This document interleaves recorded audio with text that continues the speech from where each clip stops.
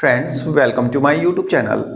Friends, Delhi गांव देहात में मुद्दों की कोई कमी नहीं है और दिल्ली गांव देहात पिछले एक दशक से भी ज्यादा समय से उपेक्षा और सरकारी अनदेखी का शिकार रहा है। फ्रेंड्स, अब दिल्ली में आम आदमी पार्टी की सरकार थी तो आम आदमी पार्टी का सारा ध्यान दिल्ली की झुग्गियों और दिल्ली की अनऑथराइज कॉलोनीज पे रहा।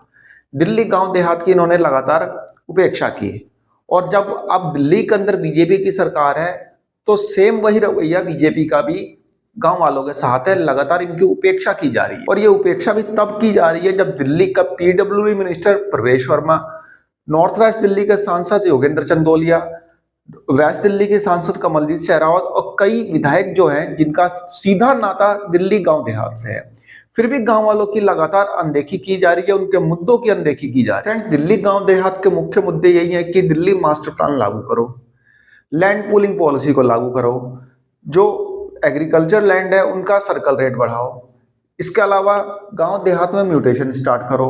अपने इन्हीं 5-6 मुद्दों को लेके एक गांव वाले लगातार सरकार से बातचीत कर रहे हैं, सरकार पे लगातार दबाव बनाने की कोशिश कर रहे हैं पिछले एक दशक से, लेकिन सरकार को इससे कोई फर्क पड़ने वाला नहीं। अपने इन्हीं 5-7 मुद्दों को लेके गांव देहात के लोगों ने कंझावला और दौलतपुर गांव में 8-9 महीने तक अनशन किया था। दिल्ली के जो पीडब्ल्यूडी मिनिस्टर है प्रवेश वर्मा ने एक झूठा आश्वासन देके उनके इस अनशन को खत्म करवा दिया। उन्होंने बोला कि अगले 3 महीने के अंदर अंदर हम दिल्ली मास्टर प्लान लागू कर देंगे और लैंड पूलिंग पॉलिसी लागू कर देंगे। उन्होंने इस अनशन को तुड़वाया एक झूठा आश्वासन देते हुए। वहीं दिल्ली की सीएम रेखा गुप्ता ने बोला कि भाई दिल्ली में जो लैंड रिफॉर्म है उसकी शुरुआत हम जल्द करने वाले हैं और उन्होंने ये भी बोला कि जो सेंट्रल मिनिस्टर है मनोहर लाल खट्टर, वे स्पेशली इस पे ध्यान दे रहे हैं। और मनोहर लाल खट्टर जब अपने हरियाणा का ध्यान नहीं दे पाए, वो दिल्ली का क्या खाक ध्यान रखेंगे। देखिए कितना सौहार्दपूर्ण दिल्ली का माहौल है, जहां डबल इंजन की सरकार है। स्वयं केंद्रीय मंत्री जब सचिवालय में आए और दिल्ली के विषयों पे चर्चा करें, ऐसा माहौल शायद दिल्ली ने पहले कभी देखा नहीं होगा।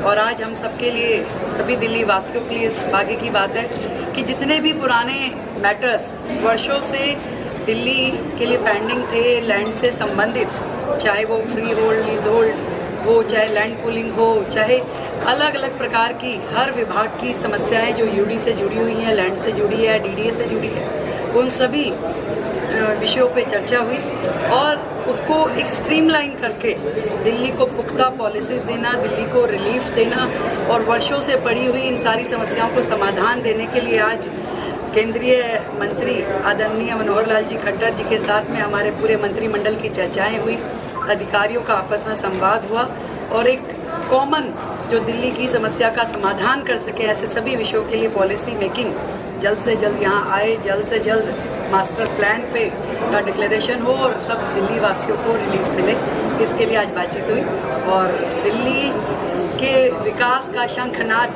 आज से हुआ है। इसके अलावा बिधूड़ी साहब ने भी दावे के साथ बोला था कि दिल्ली में सरकार बनते ही हमारी 2 महीने के अंदर अंदर हम मास्टर प्लान और लैंड पूलिंग पॉलिसी को लागू कराएंगे।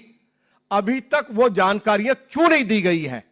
मैं अंत में आज इस प्रेस कॉन्फ्रेंस के माध्यम से ऐलान कर रहा हूं कि फरवरी में भारतीय जनता पार्टी दिल्ली में सरकार बनाएगी। 2 महीने के अंदर लैंड पूलिंग पॉलिसी को, जीडीए पॉलिसी को लागू कर दिया जाएगा, अमल में लाया जाएगा। लेकिन इन सभी नेताओं की बातें जो है हवा हवाई है, कोई बात भी मतलब कोई भी इनकी कही हुई बात इस समय जमीन पर उतरी नहीं है। लेकिन अब दिल्ली गांव देहात वाले भी समझ चुके हैं कि भाई ये नेता लोग जो है मोटी चमड़ी के हैं, इनको प्यार की भाषा समझ में नहीं आती, वे लोग ये चीज समझ चुके हैं। दिल्ली गांव देहात के लोगों ने अपनी प्रमुख मांगे जैसे कि land pooling policy, Delhi master plan, जो सर्कल रेट है उसको बढ़ाना, म्यूटेशन से संबंधित आज एक मीटिंग की।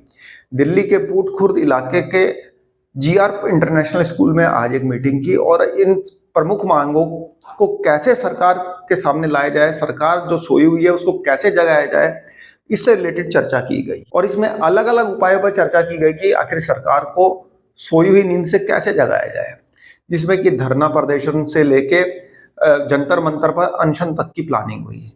अब गांव देहात के लोग समझ चुके हैं कि शांति से बैठ के सरकार के सामने हाथ फैलाने से कुछ नहीं होने वाला। अब जो भी होगा आर पार की लड़ाई होगी। तो आज ये मतलब इस मीटिंग का मेन मुद्दा ये रहा है कि सरकार के सामने कैसे इसको मतलब कि सख्त रूप से पेश किया जाए ताकि सरकार जो है नींद से जागे। बोला हमारी सरकार तो है ना, हमारी सरकार ना है। अब जैसे ये चुनाव हुआ, हमने दिल्ली देहात की 18 सीट लगभग के जोड़ी में पड़ोसियों की सरकार बनवाई ना जी, ठीक है। उसका एक जो था भी सरकार था, सरकार भी बना दी। इनके रह गया भाई, गांधीवादी विचारधारा हमने अपनाई है, शांति से प्रदर्शन करे हैं, जंतर मंतर पे गए, हाँ वहां भी हमने किया है, लेकिन इसका परिणाम क्या रहा? जीरो।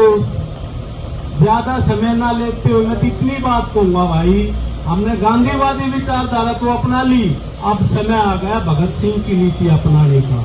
मेरी तो ये राय है भाई, यदि हम अब ऐसी परिस्थिति में आ गए, हमारे पास क्या है भाई?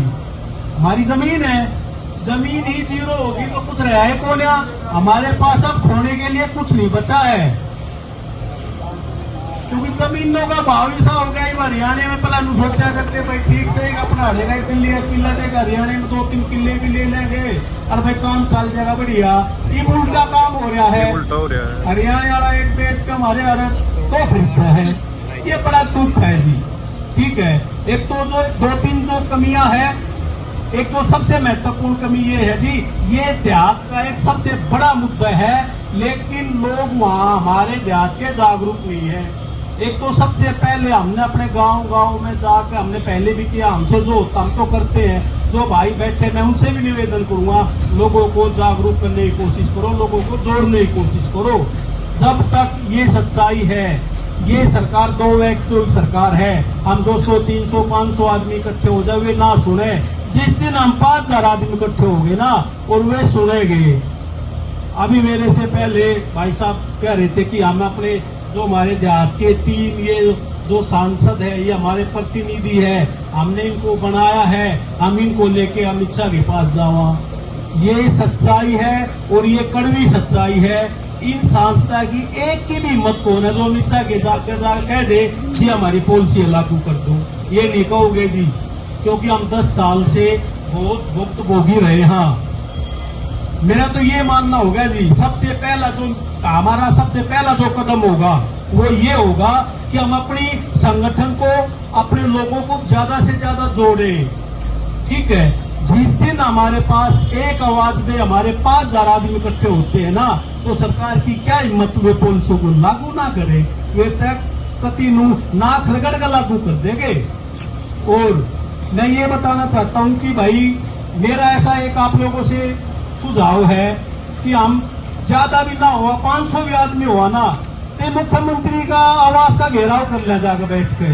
हम बैठ गए जितने बार नहीं आ गए, और यह समस्या है। चुनाव से पहले थारे को बता दी थी, थारी सरकार बना दी हमने, ये मार दो रोड के लोगे हमें, ठीक है। वो क्या करेंगे, हमने ज्यादा भाई तो लठ मार देंगे, हमने डिटेन कर लेंगे, एक कर लेंगे, हम 10 बजा के बैठे होगे बाहर आ गए, हम जी फिर आ गया अरे। मेरे तो ये सलाह है जी, क्योंकि मुख्यमंत्री सांसदों से बात नहीं बनेगी जी, मुख्यमंत्री दिल्ली की मुख्यमंत्री है, वो ही कुछ न कुछ कर सकती है। तो मुख्यमंत्री आवास का घेराव हो, और वहां एक तो नहीं भाई भूपेंद्र भाई, हमने 4 में जाना पड़ा, 5 में जाना पड़ा, हम जावांगे और जाकर बैठ जावांगे। और मैं आज आप लोगों को आश्वासन दे रहा हूँ, ये हमारा एल जोन है जी, रास्ता गांव है मेरा, आप लोग जो निर्णय लोगे, हम अपने एल जोन से ज्यादा संख्या लेकर आप लोग वे कंधे से कंधा मिलाकर भाई काम करांगे। जहां पर लाठी खाने वाली बात है, लाठी भी खावांगे, और कोई मुकदमा लेने वाली बात, मुकदमा भी ले, क्योंकि हमारे को मुकदमा लाठी खाए थे दिया जाए तो हमारी आने वाली पीढ़ी सुधर जाएगी, तो वो कोई हमने घाटे वाला सौदा को है। धन्यवाद। मन उसके गलत कह दिया हो तो माफी मांगू। अब गांव वालों ने ये सोच लिया है कि अब सरकार प्यार से मानने वाली नहीं है, अब विरोध करे। तो इस विरोध की तस्वीरें अगले हफ्ते में आपको दिखाई देना स्टार्ट हो जाएंगी। फ्रेंड्स, दिल्ली गांव देहात के लोग बीजेपी के कोर वोटर्स हैं और जब कोर वोटर्स विरोध में आते हैं तो सरकार क्या करती है, पार्टी क्या करेगी, ये तो आने वाला समय ही बताएगा। बाकी देखना यह बड़ा इंटरेस्टिंग होगा कि सरकार इनके सामने झुकती है या नहीं झुकती है, ये तो आने वाला टाइम ही बताएगा। फिलहाल मेरी तरफ से एक छोटी सी इंफॉर्मेशन थी, आई होप आपको पसंद आई होगी। धन्यवाद, नमस्कार।